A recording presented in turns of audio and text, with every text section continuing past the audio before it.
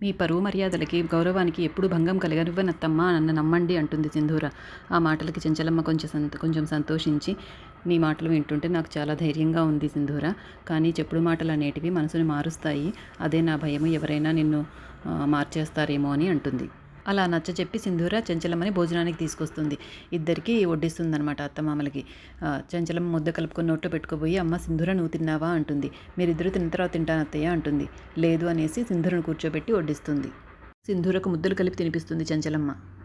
తర్వాత చెన్నకేశవులు గారు విజయమ్మ నాన్నకు ట్రీట్మెంట్ ఇవ్వడం కోసం వాళ్ళ ఇంటికి వెళ్తాడు. విజయమ్మ భర్త గుడికి వెళ్ళి ఉంటారు. అలివేణి కాలేజీకి వెళ్తుందని పని అతను చెప్తాడు. అప్పుడు వాళ్ళ నాన్న దగ్గరికి వెళ్ళి శ్రీరాములు గారు అని పిలుస్తాడు. ఆయన కళ్ళు తెరిచి చూసి ఏదో చెప్పడానికి ట్రై చేస్తాడు. మీరు ఏదో చెప్పడానికి ట్రై చేస్తున్నారని నాకు తెలుసు. ఎంతో ఆతృతగా ఉన్నారు మీరు మాట్లాడాలని. త్వరలోనే మీరు కోలుకుంటారు. మీరు నోరు విప్పితే ఎన్నో నిజాలు అందరికీ తెలుస్తాయి. నా మనసులో ఉన్న బాధ కూడా తగ్గిపోతుంది. నాకు ఎప్పుడూ ఒక తప్పు చేసిన ఫీలింగ్ ఉంది. అది కూడా తగ్గిపోతుంది. మీరు త్వరలో కోరుకుంటారు అని చెప్తాడు. ప్రాణ స్నేహితులుగా ఉన్న విజయమ్మ, చెంచలమ్మ ఇద్దరు శత్రువులుగా మారడానికి నేనే కారణమన్న విషయం నా మనసును తొలిచేస్తోంది. ఈ నిజం మీకు కూడా తెలుసు. మీకు మాటలు వస్తే ఈ నిజాన్ని మీరు అందరికీ చెప్పగలరు. నాకు మాటలు వచ్చినా కూడా నేను చెప్పలేకున్నాను అంటాడు. తర్వాత చంటి ఒంటరిగా కూర్చొని ఏదో ఆలోచిస్తూ ఉంటాడు ఎక్కడికో చూస్తూ.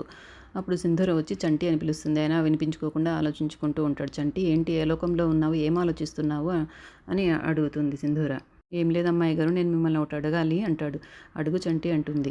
నేను ఒక అమ్మాయిని ప్రేమిస్తున్నానని చెప్పాను కదా, నేను రోజు అమ్మాయి గురించి ఇలా ఆలోచిస్తుంటాను కదా, ఆ అమ్మాయి కూడా మరి నా గురించి ఇలా ఆలోచిస్తుందా అని అడుగుతాడు. ఎందుకు ఆలోచించదు చంటి, తను కూడా తప్పకుండా ఆలోచిస్తుంది. నీ మంచి మనసుకి నువ్వు ప్రేమించిన అమ్మాయిని నువ్వు త్వరగా కలవాలని నేను ఆ దేవుణ్ణి కోరుకుంటాను అంటుంది. దాంతో సంతోషపడిపోతాడు చంటి. నా గురించి మీరు దేవుణ్ణి కోరుకుంటారా, అదేదో ఇప్పుడే కోరుకోండి అమ్మాయి గారు, ఇప్పుడే కోరుకోండి అని ఇంకా బలవంతం పెట్టడం మొదలు పెడతాడు. కోరుకుంటానులే చంటి అంటుంది. ఆహా లేదు, ఇప్పుడే మీరు కోరుకునేది ఏదో ఇక్కడే నా ముందర ఇప్పుడే కోరుకోవాలి అని మొండికేస్తాడు. అప్పుడు సింధూర తన చేతిలో ఉన్న పువ్వుల్ని పక్కనే ఉన్న కృష్ణుడి విగ్రహానికి పెట్టి, స్వామి చంటి చాలా అమాయకుడు, మంచివాడు, తను కోరుకున్న అమ్మాయి వెంటనే కలిసేలాగా చూడు అని దండం పెట్టుకుంటుంది. అలా మొక్కోగానే కృష్ణుడికి పెట్టిన పువ్వు చంటి చేతిలో వచ్చి పడుతుంది.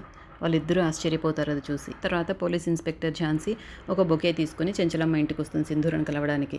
చెంచలమ్మని చూసి, మీ కోడల్ని మీ వారసురాలుగా ప్రకటించారు కదా, తీర్పు కూడా చెప్పించారంట, అందుకే నా ఫ్రెండ్ సింధూరని నేను అభినందించడానికి వచ్చాను అని చెప్తుంది. సింధూర పైన గదిలో ఉంది, వెళ్ళండి అని చెప్పి పంపిస్తుంది ఝాన్సీని. ఝాన్సీ వెళ్ళి కంగ్రాచులేషన్స్ సింధు అనేసి బొకే ఇస్తుంది.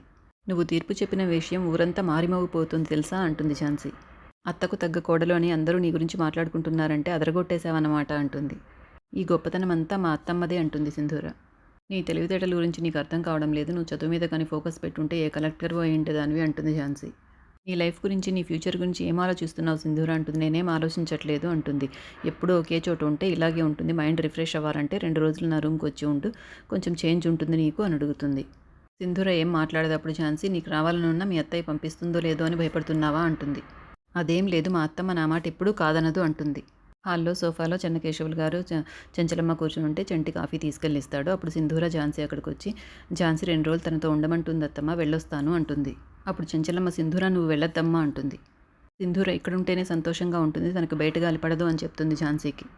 ఝాన్సీ నా స్నేహితురాలే కదత్తమ్మ, కొంచెం సేపు ఉండి వచ్చేస్తాను అంటుంది సింధూర. వద్దని చెప్తున్నాను కదమ్మా అంటుంది చెంచలమ్మ. స్నేహితురాలతో వెళ్తే ఏమవుతుందండి, పంపించండి అమ్మగారు అని చంటి సలహా ఇస్తాడు. అని కోప్పడుతుంది చంటి మీద. ఒకరోజు నిన్ను పుట్టింటికి పంపితేనే ఇరుగు పొరుగు వారు సూటిపోటి మాటలతో నిన్ను బాధ పెట్టారు, కాబట్టి నేను ఎక్కడికి పంపించలేను. నువ్వు బాధపడితే నేను చూడలేను. కావాలంటే నీ స్నేహితురాలని ఇక్కడే ఎన్ని రోజులైనా ఉండమను, నువ్వు హ్యాపీగా గడుపు తనతో అంటుంది. ఇప్పుడే కాదు, నా కోడల్ని బయటికి తీసుకెళ్లే ప్రయత్నాలు ఎప్పుడూ చేయకొని ఝాన్సీకి కూడా చెప్తుంది. మీ అత్తమ్మ పంపించదని నేను అప్పుడే చెప్పాను చూసావా, పంపించలేదు, ఈ ఇల్లు నీకు ఒక పంజరం అంటుంది. ఈరోజు ఎపిసోడ్ అయిపోతుంది. ఇక రేపటి ఎపిసోడ్లో చంటి నువ్వు వెళ్ళి రవిబాబును కొట్టు అని చాలా సీరియస్గా కోపంగా చెప్తుంది సింధూర. మరి ఏం జరుగుతుందేమో రేపు తెలుసుకుందాం.